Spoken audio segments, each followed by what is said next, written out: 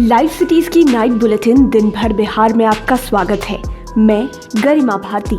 सबसे पहले आज की सुर्खियों पर एक नजर। जनसंख्या नियंत्रण कानून को लेकर एनडीए नेताओं में मचा घमासान। पंचायती राज मंत्री सम्राट चौधरी ने की पंचायत में लागू करने की वकालत। जेडीयू बीजेपी में शुरू हुए वाद विवाद पर आरजेडी ने ली चुटकी। जाप सुप्रीमो पप्पू यादव ने कहा, पहले इस्तीफा दो फिर कानून बनाओ। कोरोना की तीसरी लहर को लेकर आईएमए ने चेताया। पटना जंक्शन समेत बिहार के सभी प्रमुख रेलवे स्टेशनों की बढ़ाई गई सुरक्षा। पटना के पास लगातार दूसरे दिन ट्रेन परिचालन बाधित। औरंगाबाद बाल गृह से फरार हो गए अपराध में शामिल 6 बच्चे। अब खबरें विस्तार से।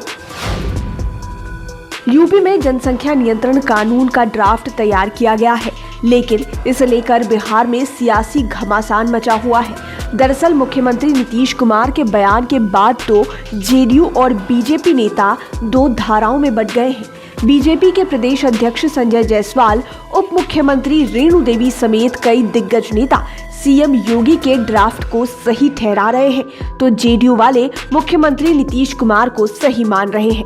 आपको बता दें कि मुख्यमंत्री नीतीश कुमार ने कल ही दो टूक कहा था कि केवल कानून बना देने से कुछ नहीं होगा, इसके लिए महिलाओं को जागरूक करने की जरूरत है, तभी प्रजनन दर में कमी आएगी। लेकिन उप मुख्यमंत्री रेणु देवी ने इसके उलट कहा कि महिला नहीं, इसके लिए पुरुषों को जागरूक करना जरूरी है। केंद्रीय ग्रामीण विकास व पंचायती राज मंत्री गिरिराज सिंह ने जनसंख्या नियंत्रण कानून को लेकर यूपी की योगी सरकार को सही ठहराया और इन्हें बधाई भी दी। गिरिराज सिंह ने कहा कि यह सबका मुद्दा है, यह देश के विकास का मुद्दा है, यह धर्म और राजनीति का मुद्दा कतई नहीं है। उन्होंने यह भी कहा कि चीन में 1 मिनट में 9 बच्चे पैदा होते हैं और हमारे देश में 1 मिनट में 31 बच्चे पैदा होते हैं।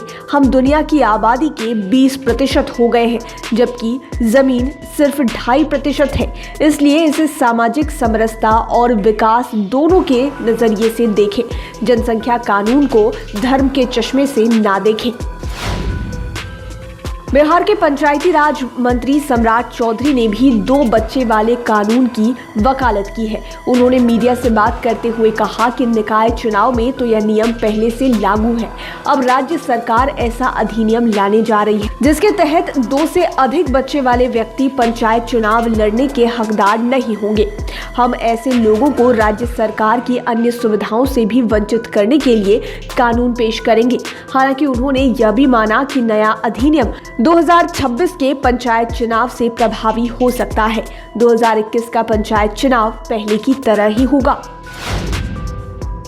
जनसंख्या कानून को लेकर जेडीयू और बीजेपी में वाद विवाद शुरू हो गया है। इसे लेकर अब आरजेडी ने चुटकी ली है। साथ ही पीएम नरेंद्र मोदी और यूपी सीएम योगी आदित्यनाथ पर तीखा हमला किया है। आरजेडी के प्रदेश अध्यक्ष जगदानंद सिंह ने कहा कि भगवा वाले जनसंख्या रोकने का कानून क्या लाएंगे, ये तो जनसंख्या बढ़ाने की बात करते हैं। नरेंद्र मोदी और योगी आदित्यनाथ जनसंख्या के नाम पर केवल नाटक करते हैं ताकि विधानसभा चुनाव में फायदा हो। योगी आदित्यनाथ तो खुद 7 भाई बहन हैं। दूसरी ओर जाप सुप्रीमो पप्पू यादव ने योगी पर तंज कसते हुए कहा कि कानून बनाने वाले पहले खुद इस्तीफा दें फिर कानून बनाएं। सरकार चलाने में हुए फेल तो वोट के लिए करने लगे खेल।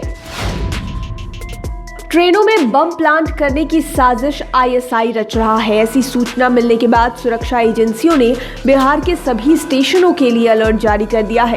संदिग्ध लोगों, लावारिस वस्तुओं पर नजर रखी जा रही है। दूसरी ओर लखनऊ में अलकायदा से जुड़े 2 आतंकियों की गिरफ्तारी के बाद पटना में सुरक्षा व्यवस्था और कड़ी कर दी गई है। रेलवे स्टेशन ही नहीं, एयरपोर्ट समेत महत्वपूर्ण प्रतिष्ठानों और भीड़ भाड़ वाले स्थानों पर लगातार चौकसी बरती जा रही है। संदिग्ध वाहनों और लोगों पर पैनी नजर भी रखी जा रही है। आईएमए ने कोरोना की तीसरी लहर को लेकर राज्य सरकार को चेताया है। इंडियन मेडिकल एसोसिएशन ने कहा है कि राज्य में बाहर से आने वाले पर्यटकों और राज्य के अंदर के लोगों की होने वाली भीड़ को सरकार काबू में करे।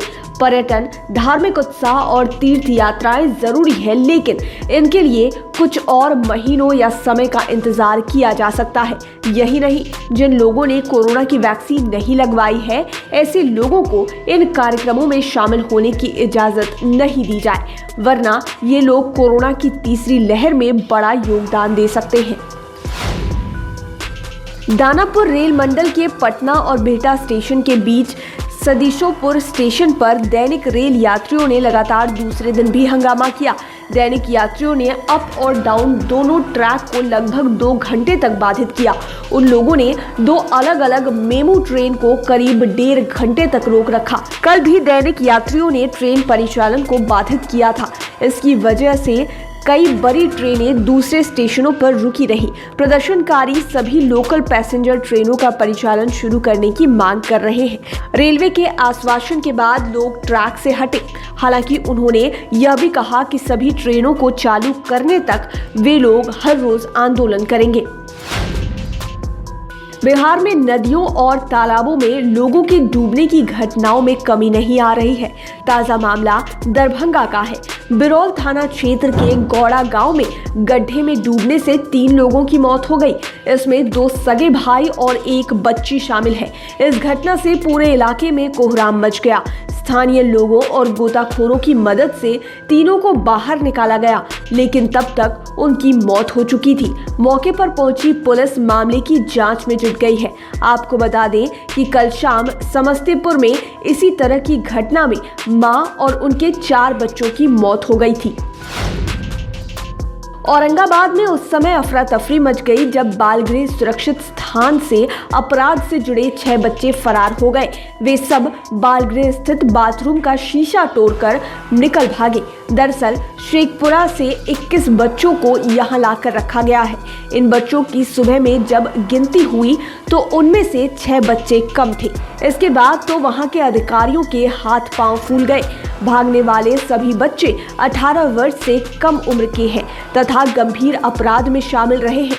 जो बच्चे फरार हुए हैं उनमें से पटना के 1, गया के 2, बक्सर के 1 और जहानाबाद के 2 बच्चे शामिल हैं। सूत्रों के अनुसार इसकी प्रशासनिक जांच शुरू हो गई है, लेकिन अब तक फरार बच्चों का कोई भी सुराग नहीं मिला है। लाइव सीरीज की नाइट बुलेटिन में फिलहाल इतना ही।